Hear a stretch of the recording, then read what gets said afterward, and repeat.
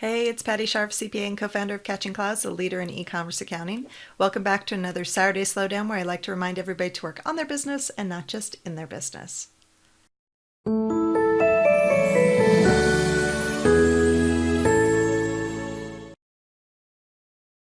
right, today I want to talk about one of the things that kind of stuck with me from when I was an MBA student, and that is that businesses should always be looking for their customers' next best alternative. So it's much more important to be thinking about that than to be thinking about your competition, because if you're thinking about your competition and you're not thinking about what your customers are thinking about, you might miss the boat entirely. So let me tell you something, for example. So I think the first time that I really got hooked on Amazon was back in like 2002. My son was a toddler and it was Christmas time, and I just couldn't even imagine how I was going to get out and do my Christmas shopping. And I discovered Amazon, and I think we bought all of our Christmas presents off of Amazon that year.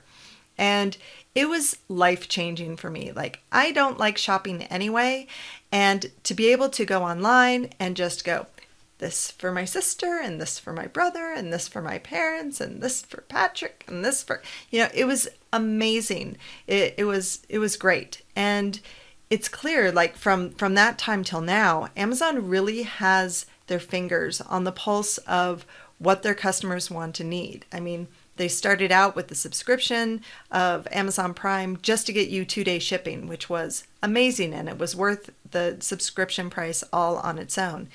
Now they've had other competitors who are also doing 2-day shipping.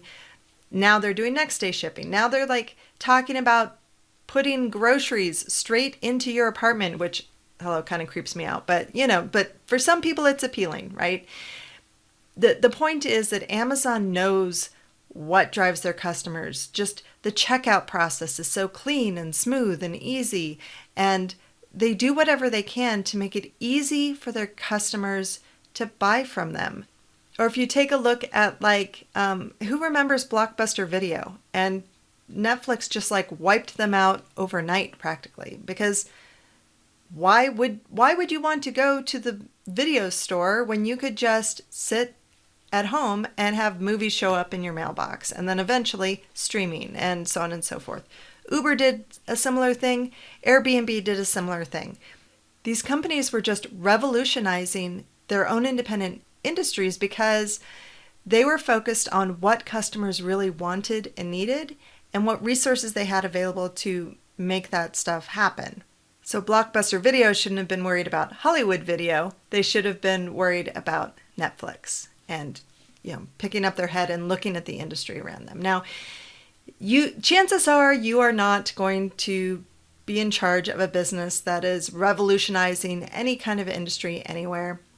You can still have a big impact in your own small corner of the world, as long as you're paying attention to what your customers want and need. So always be thinking about what their next best alternative is. So when I'm thinking about my customers, I'm not thinking about other accounting firms.